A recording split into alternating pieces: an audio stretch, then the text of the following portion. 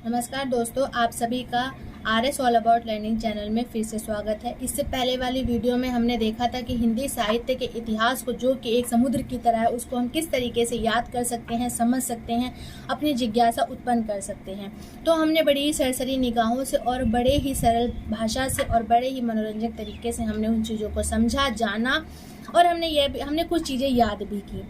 लेकिन मुझे ऐसा लगा कि शायद मुझे आपको चार्ट के माध्यम से भी समझाना चाहिए।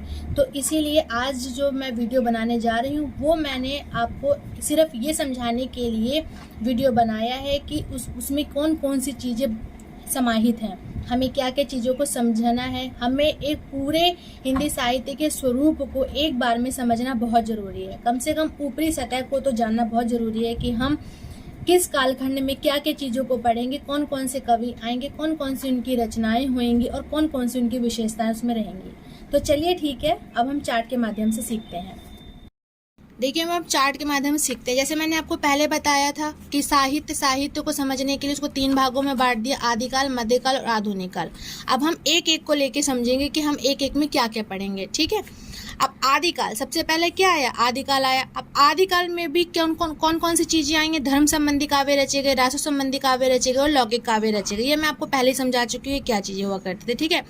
अब ये इन 3 क्रमों में जो ये बटे हुए हैं, इसमें भी यानी इन प्रत्येक काव्यों में भी हमें क्या क्या पढ़ना है, क्या क्या चीजें देखने को मिलती हैं। तो ये देखिए, जब हम धर्म संबंधी काव्य पढ़ते हैं तो उसमें हमें क्या पढ़ना होता है परीक्षा की दृष्टि से? तो उसमें अपभ्रंश काव्य हो गए, सिद्ध काव्य हो गए, या सिद्ध साहित्य हो गया, नाथ साहित्य हो गया, जैन साहित्य हो गया। तो इन सभी चीज़ों को जो है वो हम पढ़ेंगे। अब देखिए, जो धर्म संबंधी काव्य है ना, तो इसमें जैसे अपभ्रंश, सिद्धनाथ और जो जैन आते हैं, इन तीनों को रामचंद्र शुक्ल ने बोला है कि हिंदी साहित्य का जो इतिहास है उसके अंदर उन्होंने सिद्धनाथ और जैन को उन्होंने महत्व नहीं दिया है। और जो वहीं पर जो आचार्य हजारी प्रसाद द्विवेदी हैं, तो उन्होंने क्या कहा कि नहीं, सिद्धनाथ जैन साहित्य जो है वह हिंदी साहित्य के इतिहास में अपना एक महत्व बनाए हुए है। मतलब उन्होंने बहुत ही ज़्यादा इसको महत्व दिया कि ये बहुत ज़रूरी है हिंदी साहित्य के इतिहास में। ठीक है। तो हम ये सब चीज़ें पढ़ेंगे। अब दूसरा मैंने बोला रासो संबंधी। अब रासो में क्या क्या पढ़ेंगे? रासो संबंधी काव्य जो होते थे वो कैसे हुआ करते थे भाई?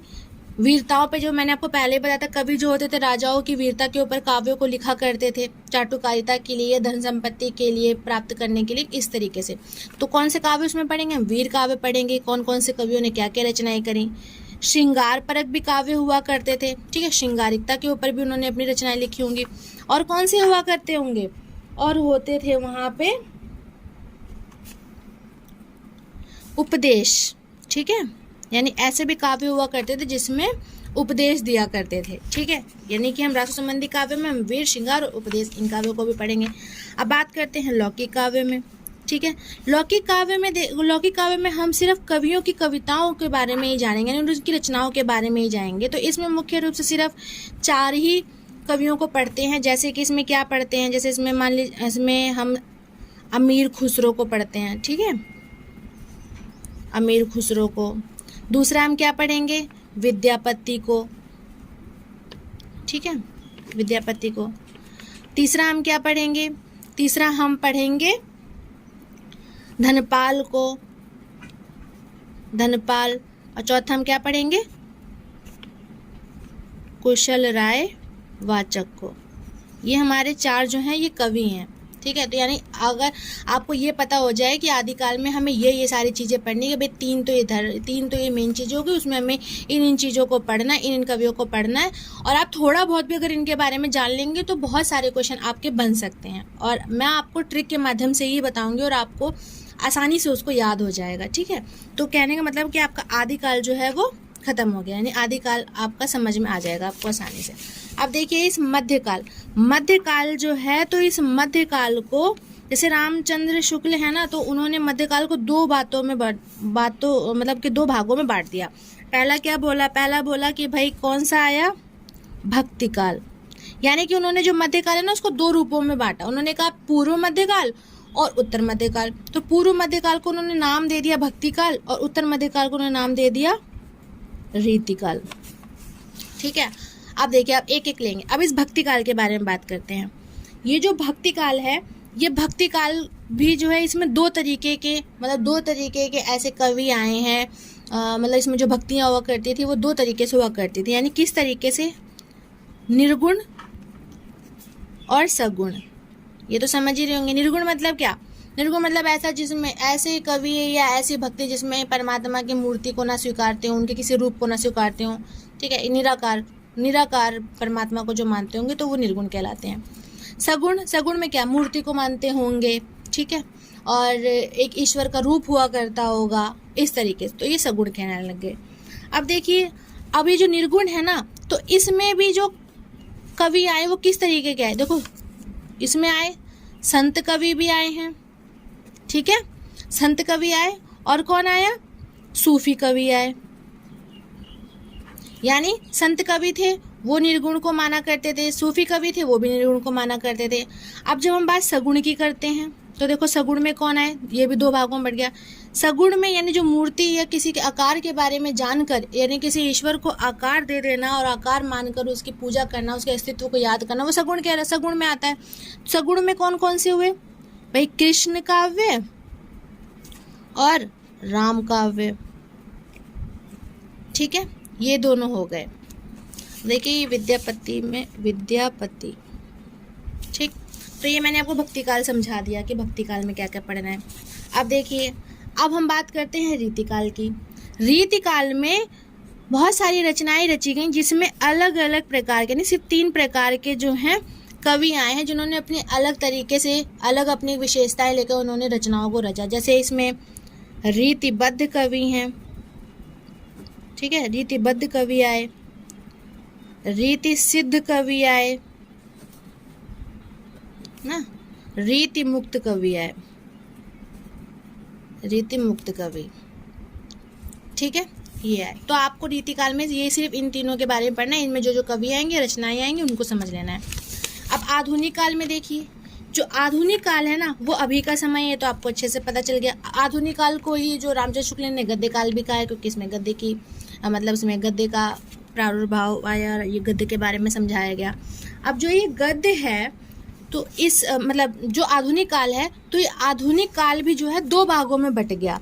2 भागों में इसको समझ सकते हैं। कैसे?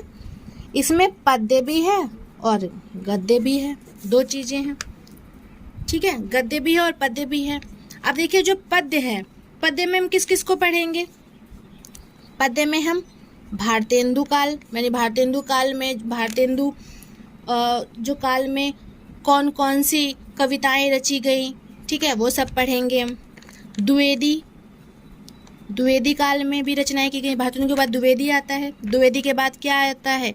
छायावाद आता है, छायावाद के बाद क्या आता है? प्रगतिवाद आता है, प्रगतिवाद, ठीक है, प्रगतिवाद के बाद प्रयोगवाद आता है, प्रयोगवाद के बाद क्या आता है? प्रयोगवाद और नई कविता, ठीक है। इसके बाद क्या आता है? इसके बाद साठोत्तरी,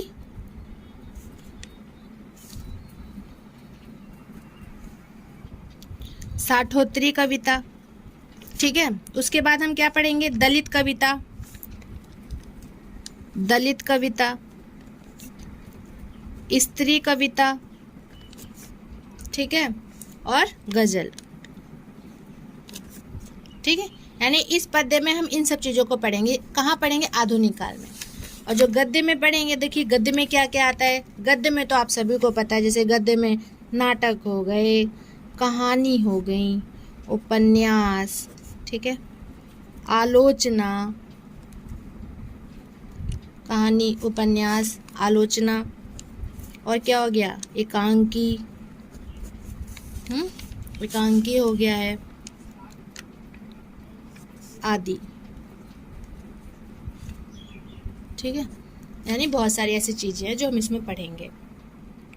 तो आपने देखा कि हिंदी साहित्य का जो इतिहास है उसकी रूपरेखा कुछ इस तरीके की है। यानी प्रत्येक काल इतने सारा अपने में समाहित किए हुए, इतनी सारी सामग्री, इतने सारी विशेषताएं अपने में समाहित किए हुए हैं। तो ये देखने में बहुत कठिन लग रहा है, लेकिन हम इसको एक एक करके समझेंगे तो ये आसानी से समझ में आ जाएगा। तो देखिए, हमने चार्ट के माध्यम से भी इन चीज़ों को अच्छे से समझ लिया है। जैसे पहली वीडियो में मैंने आपको सिर्फ मौखिक रूप से ही समझाया था, परंतु इस बार मैंने कोशिश की कि मैं आपको लिखित रूप में इसको अच्छे से समझा सकूं, क्योंकि जब हम लिखित रूप में देखते हैं तो मैं इसमें आपको बहुत सारी चीज़ें बता सकती हूँ। क्योंकि अगर मैं इसको मौखिक में इतना सब चीज़ें समझाती तो शायद ये समझना मुश्किल और बोझिल हो जाता, लेकिन इसके अंदर जब मैंने चार्ट का इस्तेमाल किया तो आप देख रहे होंगे और आप अच्छे से समझ भी पा रहे होंगे कि वास्तव में किन किन चीज़ों को अच्छे से पढ़ना है, क्या क्या चीज़ें इसके अंदर समाहित हुई हैं, क्या क्या चीज़ें हमारी एग्ज़ाम में आ सकती हैं। तो इस तरीके से मैंने कोशिश की कि यह वीडियो आपके लिए अत्यंत लाभदायी हो सके। अगली जो वीडियो आएगी, अगली वीडियो में हम एक एक कालखंड को लेंगे। अगली वीडियो में मैं आदिकाल समझाऊंगी और आदिकाल के अभ्रंश भाग को मैं समझाने की कोशिश करूंगी। अगर आपको अच्छी लगे वीडियो तो आप सब्सक्राइब कर सकते हैं। रोज़ आपको एक नई वीडियो मिलेगी। और ये भी सच है कि मैं आपको ट्रिक के माध्यम से समझाऊंगी। ऐसी ट्रिक आपको इससे पहले किसी ने भी नहीं दी होगी। धन्यवाद।